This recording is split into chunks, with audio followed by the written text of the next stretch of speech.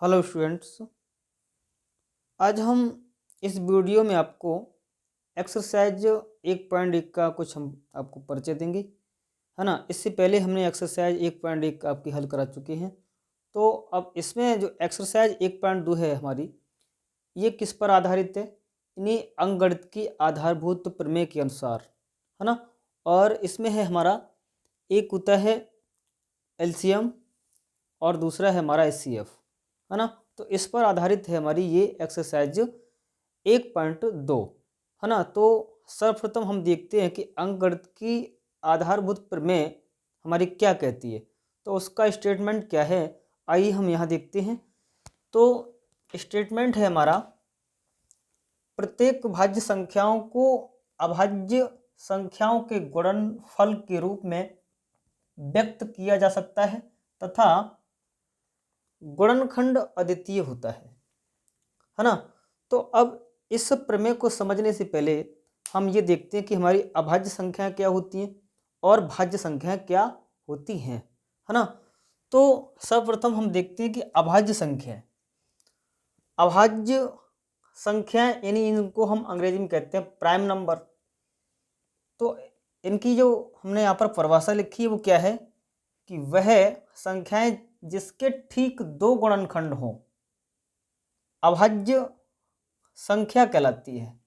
Right, बहुत ही आसान है ना, कि वह संख्या जिसकी ठीक दो गुणनखंड हो अभाज्य संख्या कहलाती है। अब यहाँ पर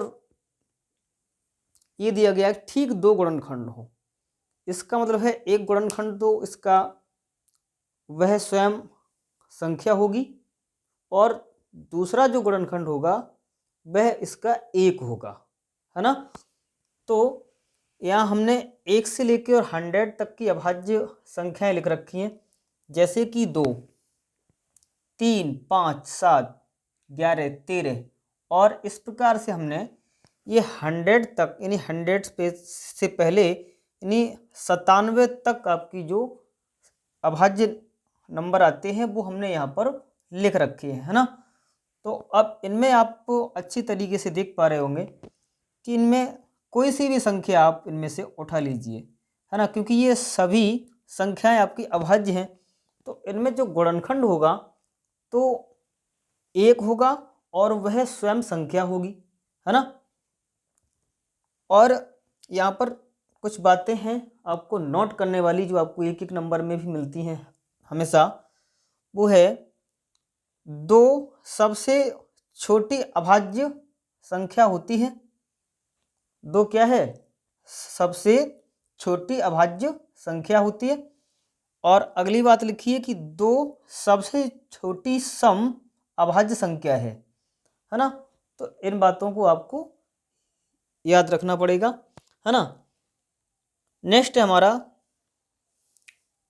भाज्य संख्याएं, इनको हम अंग्रेजी में कहते हैं कंपोजिट नंबर्स, है ना, कि वह संख्या जिसके स्वयं और एक के अतिरिक्त, याद रखना कि वह संख्या जिसमें स्वयं और एक के अतिरिक्त कम से कम एक गुणनखंड हो भाज्य संख्या कहलाती है ना। तो इस प्रकार से इसकी ये परिभाषा होगी। अब यहाँ पर हम कुछ इनके उदाहरण लेते हैं, जैसे हमने यहाँ पर ले लिया अभाज्य के लिए अभाज्य संख्याएं, है ना। तो अभाज्य संख्या में जैसे यहाँ पर हमने 2 उठा ली कोई सी संख्या, तो 2 के गुणनखंड क्या हो जाएगा? एक तो वह स्वयं संख्या होगी और इसको ले सकते हैं 2 गुणा 1 यानी 1 भी होगा और इसमें क्या होगा 2 होगा। तो यानी 2 एक अभाज्य नंबर है, यानी अगर ये अभाज्य नंबर है तो इसका एक तो गुणनखंड 1 होगा और दूसरा वह स्वयं ही संख्या होगी, है ना। अच्छा, और जैसे हम 5 ले लें तो 5 को ले सकते हैं हम 5 गुणा 1, राइट। तो वह स्वयं संख्या और इसका एक गुणनखंड क्या होगा? 1 होगा। तो इसमें केवल 2 ही गुणनखंड होंगे, है ना, अभाज्य नंबर में, राइट। तो ये रहा। अगली है हमारी भाज्य संख्याएं, भाज्य संख्याएं। और इसके लिए उदाहरण जैसे हम ले सकते हैं कि 12, है ना, और 12 को हम कैसे ले सकते हैं, 12 को ले सकते हैं 2 गुणा 2 गुणा 3, है ना। आप देख पा रहे होंगे, इसको ले सकते हैं 2 गुणा 2 गुणा 3, 2 दूनी 4 3 12। यानी 12 जो है वो किस प्रकार का आपकी यहाँ पर एक कंपोजिट नंबर है, यानी ये एक हमारी भाज्य संख्या है ना। लेकिन इनके जो गुणनखंड हैं वो कितने किस प्रकार के हैं, वो अभाज्य हैं। यानी 2 और 3 जो आपके नंबर्स आ रहे हैं वो किस प्रकार के हैं, अभाज्य हैं, है ना। और हम अगली और ले लें एक नंबर, जैसे हम ले लें 42। 42 को ले सकते हैं 2 गुणा 3 गुणा 2 3 6 7 42, मतलब ऐसे ले सकते हैं इसको, यानी 2 3 6 और 6 7 42, राइट। तो ये भी आपका, इधर आप देख पा रहे हैं कि सारे नंबर्स आपके अभाज्य हैं, लेकिन जो आपको संख्या मिल रही है वो किस प्रकार की है, ये आपकी ये संख्या एक भाज्य है ना। तो आपको ये भाज्य नंबर हुआ, यानी भाज्य नंबर के हमें अभाज्य नंबर मिल रहे हैं, अभाज्य संख्या मिल रही है ना। तो ये आपका किस पर आधारित है ना, यही जो है आपका फंडामेंटल थ्योरम ऑफ अर्थमेटिक पर आधारित है ना। और भी ले सकते हैं, जैसे हमने 105 ले लिया, 105 को हम कैसे ले सकते हैं, 3 गुणा 5 यानी और गुणा 7, ऐसे कर सकते हैं, यानी 3 पंजे 15, है ना, और 15 सत्ते 105, है ना। तो ऐसे ले सकते हैं। तो यहाँ पर आप देख पा रहे हैं कि 105 जो नंबर है वो हमारा किस प्रकार का एक भाज्य नंबर है ना। लेकिन 3 5 और 7 आप देख पा रहे हैं कि ये अभाज्य गुणनखंड हैं, और इनके अलावा इसका और कोई गुणनखंड नहीं होगा। तो हम अच्छे तरीके से जान पाए होंगे कि हमारे जो भी अभाज्य नंबर हैं उनमें जो आपका गुणनखंड होगा वो अद्वितीय होगा, है ना, यूनिक होगा। इसके अलावा इसके और कोई गुणनखंड नहीं होंगे। लेकिन एक बात यहाँ पर नोट करने की और भी है कि इनका क्रम कोई महत्व नहीं रख सकता है ना, मतलब नहीं रहता है, सीधी सीधी बात है। अगर इसको हम ऐसे लिख दें कि 3 गुणा 2 गुणा 2, एक ही बात है। और इसको हम ऐसे लिख दें 7 गुणा 3 गुणा 2, तब भी एक ही बात है। और इसे अगर हम लिख दें 7 गुणा 5 गुणा 3, तब भी एक ही बात है। इसका मतलब है अंकगणित की आधारभूत प्रमेय में जो आपको अभाज्य गुणनखंड मिलेंगे उनका क्रम पर कोई योगदान नहीं होगा, राइट। तो इस प्रकार से ये आधारभूत प्रमेय को हम अच्छे तरीके से जान सकते हैं। नेक्स्ट इस एक्सरसाइज में हमारा जो प्रयोग होगा, नेक्स्ट आपका टॉपिक वो है धनात्मक पूर्णांकों का महत्तम समापवर्तक और लघुत्तम समापवर्तक ज्ञात करना, राइट। तो यहाँ महत्तम समापवर्तक को एचसीएफ भी कहते हैं, है ना। तो किस प्रकार से निकालेंगे इसका कि महत्तम समापवर्तक यानी एचसीएफ दो या अधिक संख्याओं का एचसीएफ उनमें सबसे बड़ा गुणनखंड होता है, राइट। और फिर है हमारा लघुत्तम समावर्तक। क्या होता है लघुत्तम समावर्तक कि दो या अधिक संख्याओं का एलसीएम वह सबसे छोटी संख्या है जो प्रत्येक संख्या की गुणन होती है ना। तो इस प्रकार से हम इसके लिए अगर हम एक उदाहरण लें, जैसे हम 2 नंबर ले सकते हैं यहाँ पर।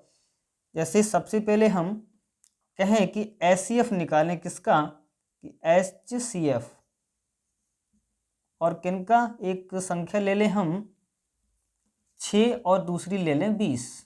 अगर इनका अगर हम एचसीएफ निकालें, है ना, तो 6 को हम ले सकते हैं 2 गुणा 3, राइट।